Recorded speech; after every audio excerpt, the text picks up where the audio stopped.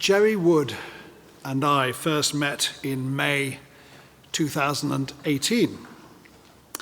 And soon after that, I accepted the invitation to be involved in the Sister Cities Association's plans to celebrate this cathedral's 800th anniversary. I had been so excited about coming over to see you, but as we know, circumstances dictated a rather different landscape. As I speak to you now, there is a feeling that things are returning to normal, and we are deeply, deeply grateful and thankful that we have come out the other side of this. The pandemic, although challenging in so many ways, has produced some moments of joy. Not least, a greater awareness and use of modern technology. This is why I'm here, on my own, in this lovely building, on a spring evening, recording this for you today. And I'm grateful in advance for anybody who has worked so hard to make this happen. And talking of joy, my colleague John and I were surprised, rather embarrassed actually, by the international attention we received for playing the organ while people were receiving their vaccinations. In this very building, of course. You know, we even took requests, and particular favourites were, and I did this one, pieces by the Eagles, rather good band, I have to say. The theme music from Harry Potter. Has Harry Potter films, have they got over the pond? I suspect they probably have. And on one occasion, I was asked to play that lovely song, I've Got You Under My Skin.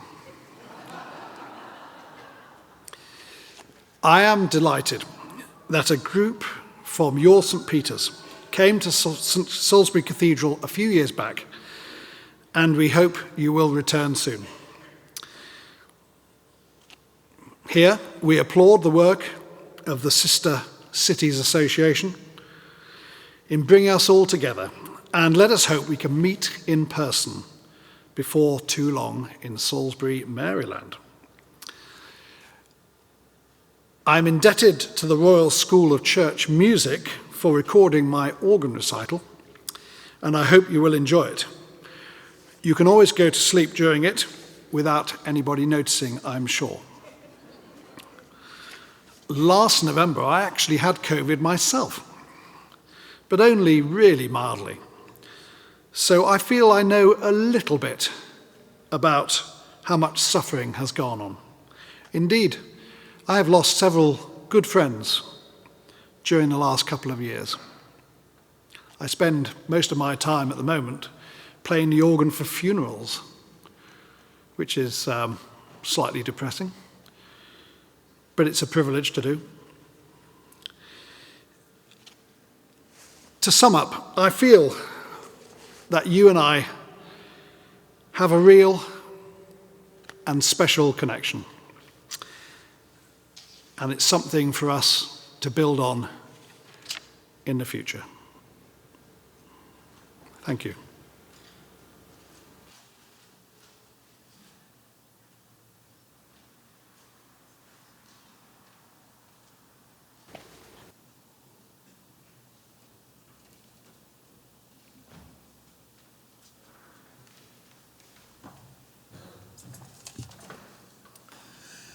Good evening. My name is Jerry Wood.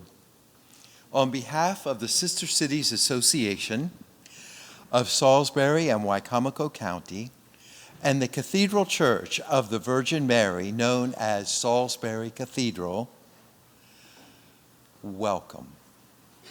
Thank you especially, St. Peter's, for partnering with us to host these 6 events of celebration. Tonight we celebrate the 800th anniversary of the Salisbury Cathedral with our sister citizens there. Salisbury, England has been a sister city to Salisbury, Maryland in one way or the other since 1932, when the Lord Mayor of Salisbury, England came here to celebrate our bicentennial. Our special guest, who cannot travel because of COVID, is David Halls, whom you just met. He is the Director of Music for Salisbury Cathedral. He has gifted us with friendship. The anthem, Eternal Monarch, which you will hear in a little while, a 20-minute presentation on Wednesday evening, and a full organ recital, which we heard the same evening. The 6 events of this week have been made possible by sponsors and donors that are listed in your programs. And I will mention them for you. The American Guild of Organists, Salisbury Chapter, Dr. Michael Stefanik, Dean. The Fulton School of Liberal Arts at Salisbury University, Dr. Martin Parabum, Dean. The Salisbury Wicomico Arts Council, Therese Hamilton, Executive Director. The Community Foundation of the Eastern Shore, Erica Joseph, President. The Henson Foundation. The City of Salisbury, Jake Day, Mayor. And 31 members of our community. If any of you are here, would you please stand?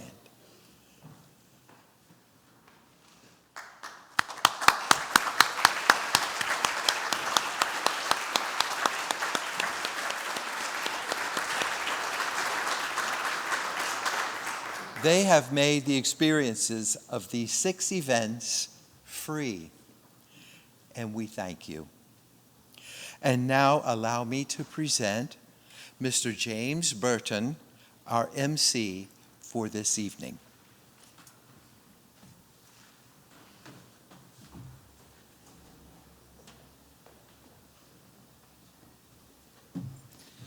Good evening, everybody.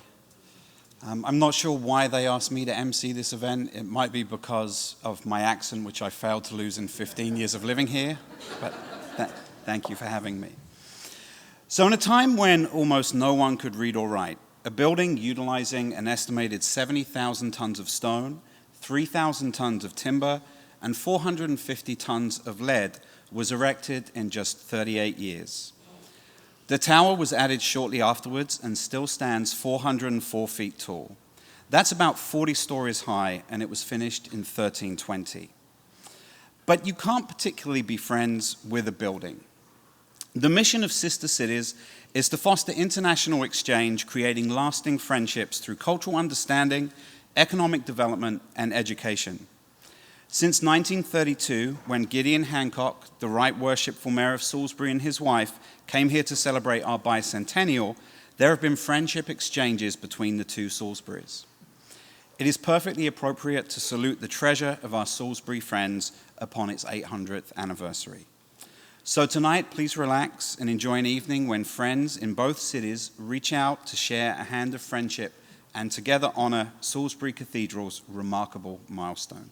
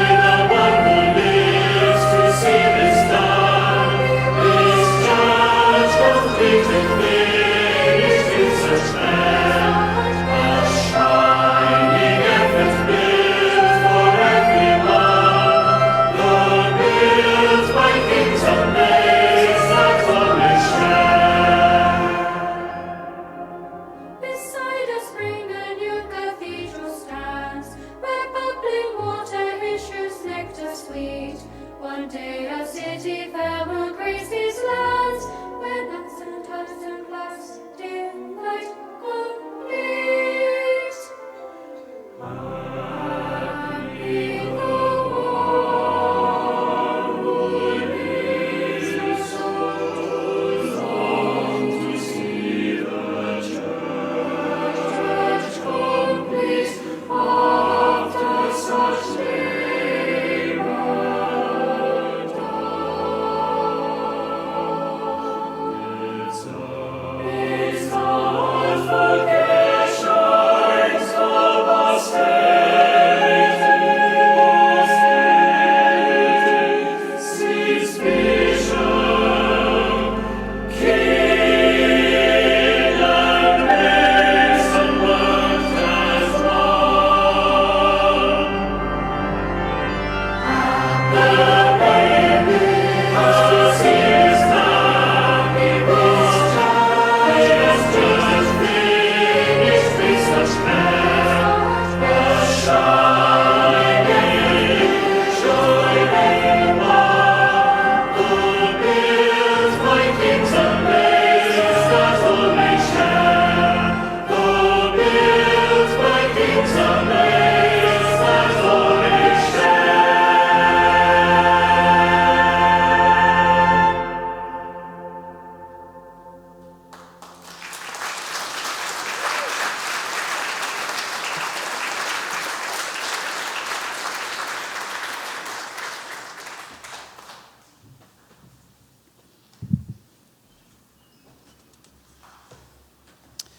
At this time, I ask City Council President Jack Heath to join me. I have a letter to present to the city, and I will read it to you. It is, however, printed in very small font, so I ask your indulgence for little mistakes. Dear friends of our sister city of Salisbury, firstly, I would like to pass on my warmest greetings from the city of Salisbury in the United Kingdom. As our relations between the two sister cities grow ever stronger, it is a delight to hear of your celebratory events to mark the 800th anniversary of our beautiful cathedral situated in your sister city, despite the two challenging years that the world had faced. I thank the Sister Cities Association of Salisbury and Wicomico County for putting on these events. In 2020, the cathedral moved from the site of Old Sarum to Salisbury, making it the only English cathedral to move location and developing the city of New Sarum, which I am proudly mayor of, later changed to Salisbury. At the city's heart is the cathedral, a beacon that has brought people closer to faith, attracted visitors for centuries, and which has shaped our city and our community. As you celebrate the connection and history between the two cities in films, lectures, music, and song, whilst marking the 800th anniversary of the cathedral, may I echo the words of His Royal Highness the Prince of Wales on his recent visit to the cathedral. I quote, "As we gather here, we are profoundly aware of all those who have gone before us, who have bequeathed us the magnificent legacy of this glorious building, and who have maintained the spiritual community which has kept the flame of faith alive here for so many centuries. Over the years, each challenge in turn has been overcome, and that is the case today when, thanks to the inspiring work of all of those who have been involved in providing vaccines, we can now look forward with renewed hope." End quote. Throughout the 800 years of the building of the current cathedral and the histories of both sister cities, we have both faced and overcome many challenges. May we give thanks for our shared past and look ahead with hope and the goal to move our cities forward, cemented in resilience, and highlight the best of both Salisburys to the world. With the best wishes and much appreciation for your support, Councillor Tom Corbyn, the 761st Mayor of Salisbury.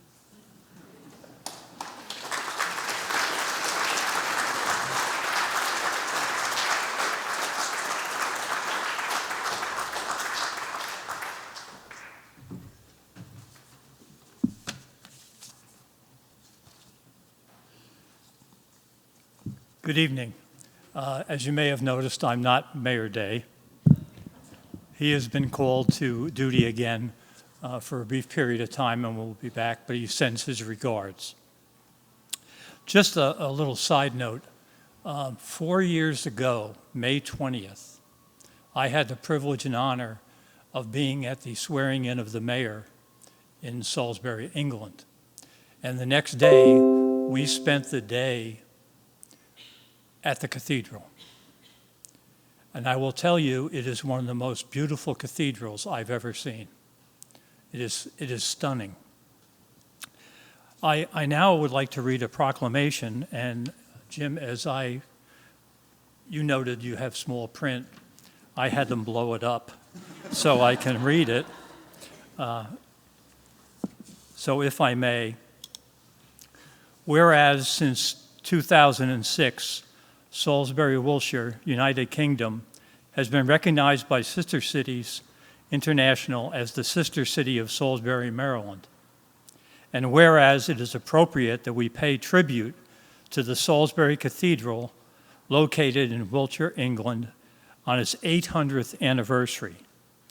And whereas the stone for the Salisbury Cathedral foundation was laid on April 28, 1220, by William and Ella Longsby, presided over by Bishop Roger Poore, and named in honor of the Blessed Virgin Mary. And whereas the main building was completed in 1258, the tower was completed 38 years later in 1315, rising to an amazing 404 feet, making it the tallest cathedral tower in Britain. And whereas the Salisbury Cathedral was the first Anglican cathedral to include girls choristers on parity with boys in 1991, while one of the responsibilities of the cathedral director of music is to compose the music for the choristers. And whereas, in recognition of the Salisbury Cathedral's 800th anniversary, the Sister Cities Association, Salisbury, Wycomico County, is hosting a 3-day celebration beginning on Wednesday, May 25th, 2022. Now, therefore, on behalf of Mayor Jacob R. Day, Mayor of the City of Salisbury, do hereby proclaim May 27th, 2022 as Salisbury Cathedral Day.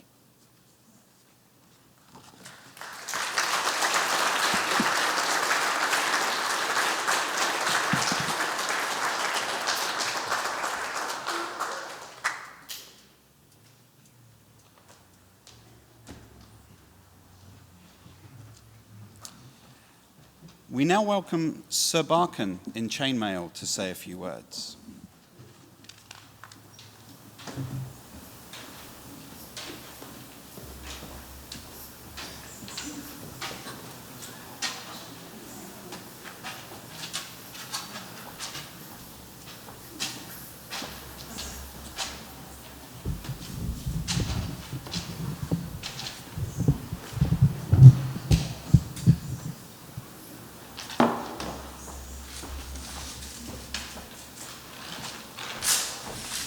Lords and ladies, gentlefolk, greetings, and may God give you a good evening.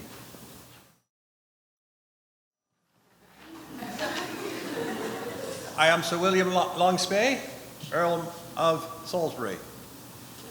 As some of you may remember, as he just said moments ago, I laid some of the foundations for the new cathedral we are building in New Sarum. He also said the date, which I remember fondly. It was April 28th in the year 1220. It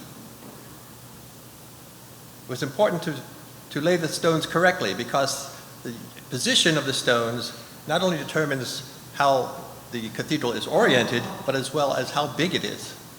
The farther apart the stones, the larger the cathedral. We are going to have a magnificent cathedral, even if it takes 100 years to build. Now, you may also remember that I am half-brother to the king, King John, who unfortunately has passed and is deceased, so may God rest his soul. But before he died, he did sign the Magna Carta Liberatum, giving rights to the nobles and a few rights to some other citizens. So I have the privilege, perhaps because of my relationship with the king, of presenting the Magna Carta, one of 13 copies, to the cathedral here in Salisbury. Now called, of course, New Sarum, but we hope it'll be named after me. It will remain in the cathedral, the old cathedral, in Old Sarum until the new cathedral is built, and then it shall be transferred there to be secured for posterity. I have left it back there. I will go retrieve it now.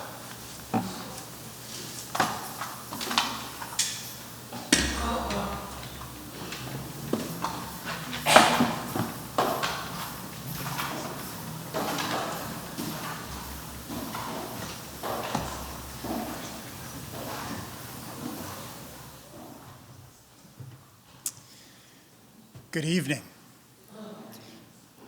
My name is Charles White, and it is my honor to serve as the 9th president of Salisbury University.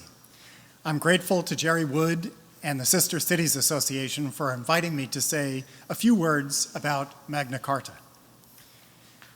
It was in the early years of the 13th century, 800 years ago, and King John of England was in trouble.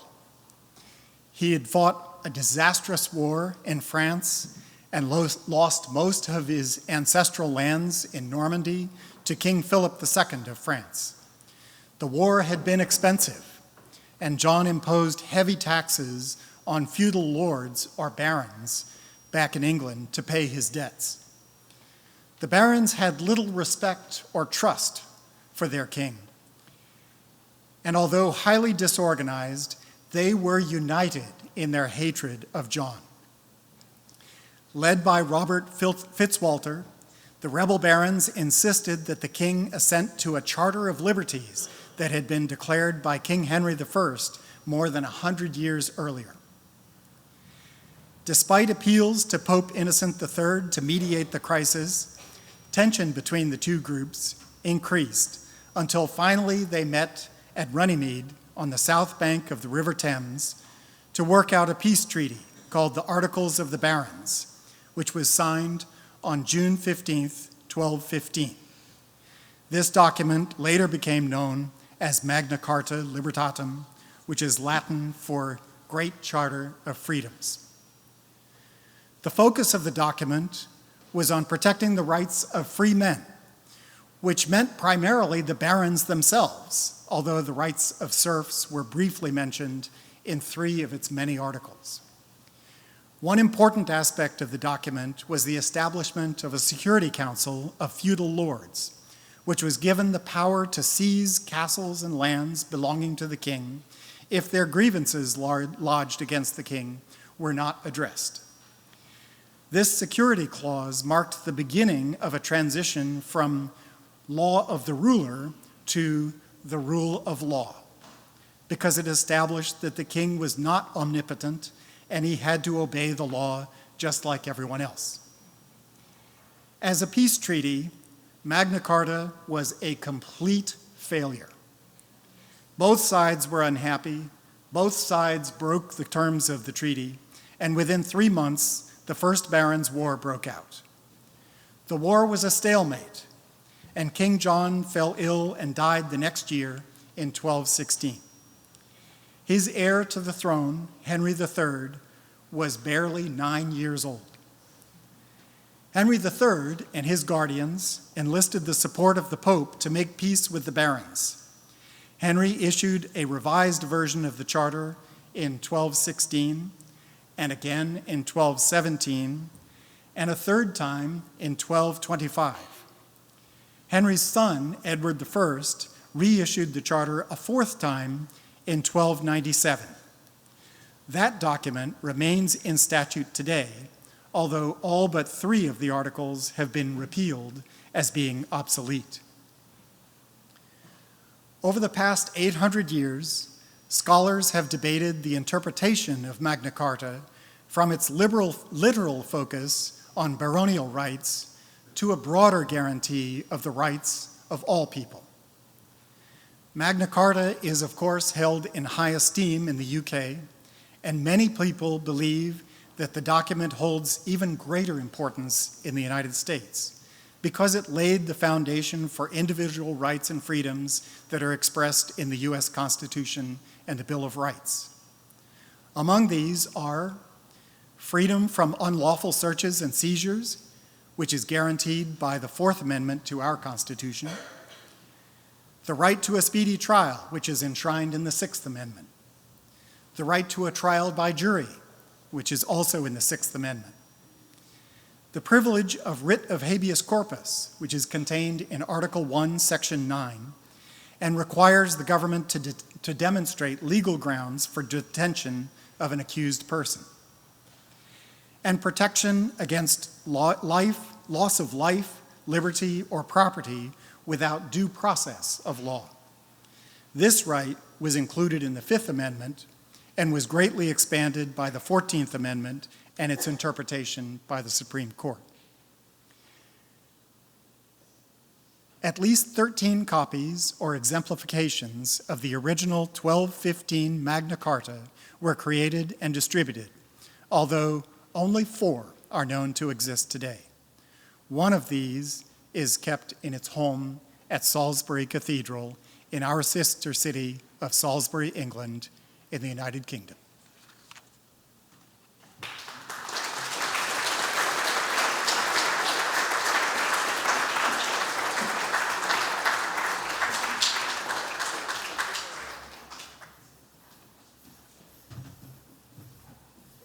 Thank you, Dr. White, for having the poise and courage to follow a fully blown night.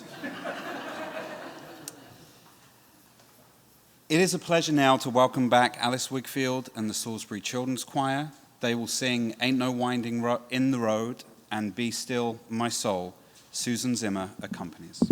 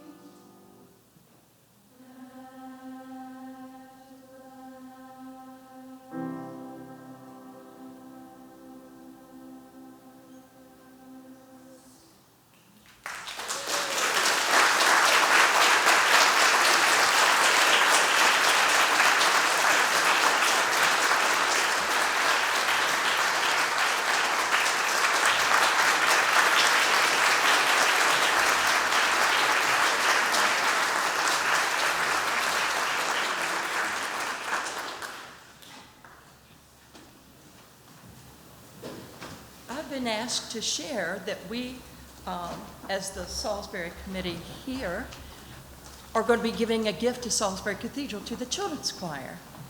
And what is in here are postcards that will have notes on it from each of these young people to the young people in the choir there in England. They have a boarding school that they start at 6 years old there in England. I can imagine a 6-year-old being in a boarding school, but yes. And another way to feel connected, they're going to get a prehistoric shark's tooth from Calvert Cliffs. And to David Hawes, the organist and quite the gentleman, he will be presented with a Maryland flag. Oops. Thank you.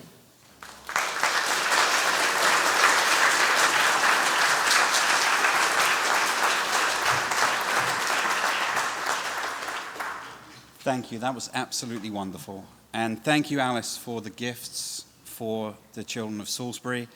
I'm sure they'll enjoy reading the postcards and getting to know you all. Hopefully they can come and visit one day. But I know they will especially love the shark's teeth. That's... and of course, David can hang the flag in the cathedral and think of us while he's doing that. I now invite our state senator, Mary Beth Carrozza, to say a few words.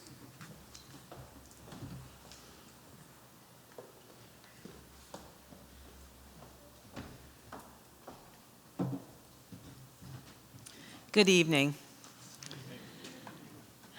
I'm Senator Mary Beth Carrozza, and my colleague and friend, Senator Addie Eckerd. We represent Salisbury, Maryland in the Maryland State Senate. So when we caught wind that the Sister Cities Association of Salisbury and Wicomico County were hosting these events to highlight the 800th anniversary of the Salisbury Cathedral, we both agreed that that certainly merited an official Senate resolution from the Maryland Senate. What I didn't know when I heard about this event at this beautiful St. Peter's Episcopal Church, which I've attended other events here and have always been moved, but what I didn't expect to happen tonight was the little bit of heaven that we are enjoying tonight. After a week, we know what happened in Texas. And to be here tonight together and to hear those beautiful, that Salisbury Children's Choir and the Glorias, it was just brought some peace. Be still, my soul. The peace that just brought, the little bit of heaven. And so this 800th anniversary of the Salisbury Cathedral here tonight in Salisbury, Maryland, has brought us a little bit of heaven. And I'd like us all to give a round of applause to everybody that was involved in organizing this event, these events this week, all the choirs, everybody that worked so hard since 2019 to bring us together tonight. Let's hear it for everybody.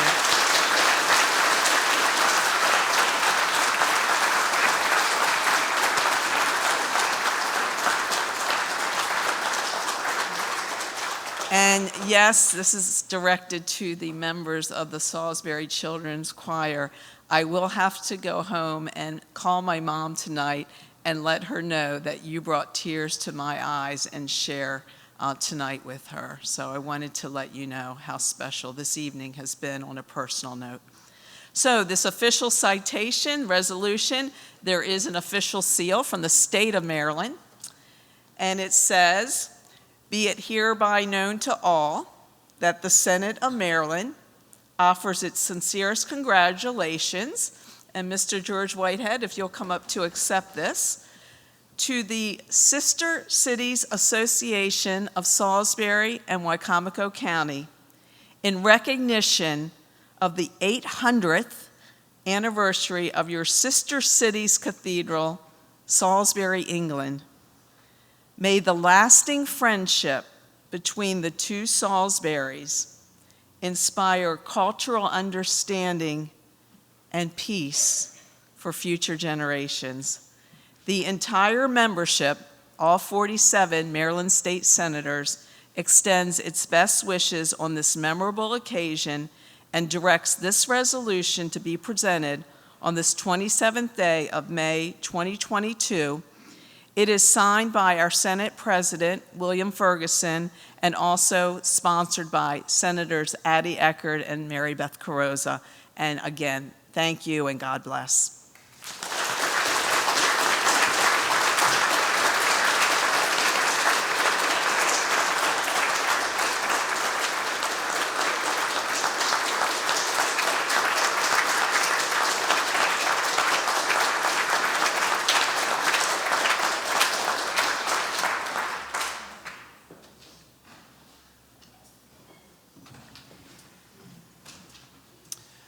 Music is an important component in the life of a cathedral. From the beginning, there was music at Salisbury. Apparently, Choristers Green is so named because it is where the cows grazed that produced milk for the young singers centuries ago. Today, the main function of music is to augment the liturgy and scripture. But occasions of celebration are punctuated with music as well. When Prince William and Catherine Middleton were married in Westminster Abbey in April 2011, John Rutter's anthem was sung for the first time. It is entitled "This is the Day" and is representative of cathedral music for festive occasions. It will follow another first, the anthem "Eternal Monarch" that was composed for this celebration by David Halls. David will now introduce it, and it will be followed by "This is the Day."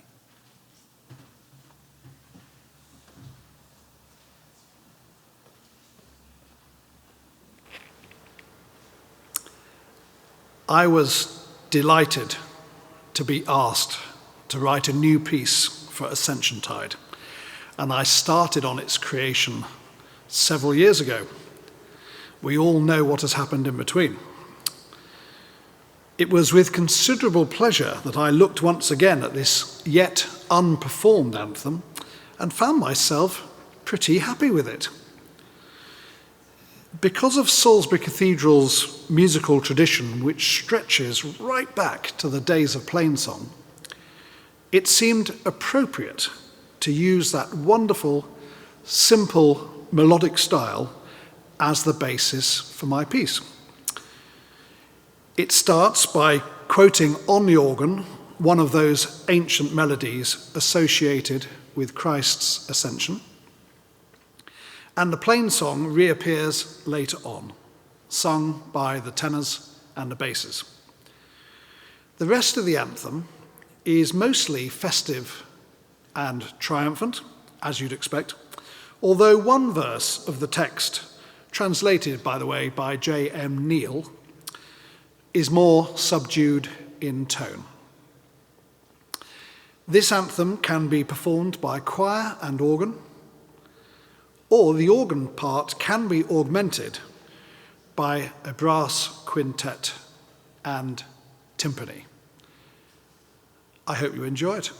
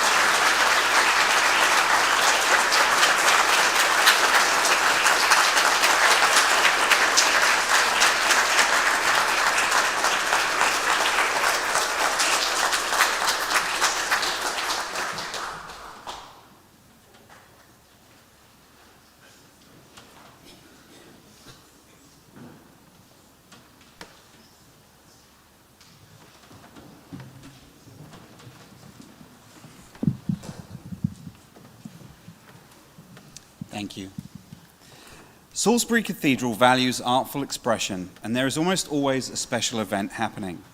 A festival of flowers just concluded, for example. In 2018, shortly after a terrible poisoning which frightened tourists away, tourism being one of Salisbury's main income sources, Michael Pendry installed Les Colombes. This was a flock of nearly 3,000 origami doves flying peacefully through the nave of the cathedral. It was appropriate since Salisbury, England, is the city of doves. The cathedral has furnished us the very template used to make Michael's doves. Many had messages written on them, and you will receive one as you leave tonight.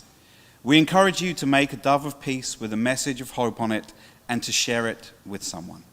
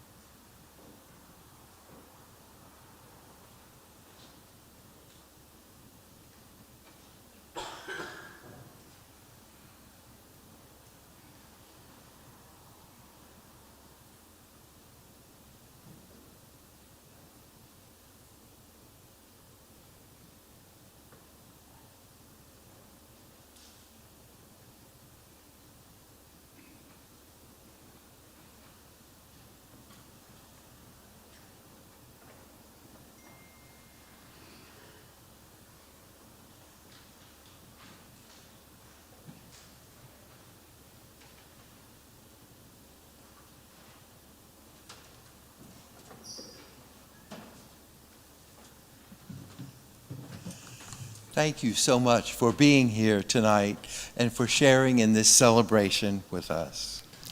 Now, as we close, we think of the words of John Lennon. Peace is not something you wish for. It's something you make, something you do, something you are, and something that you give away. Thank you for coming, and good night.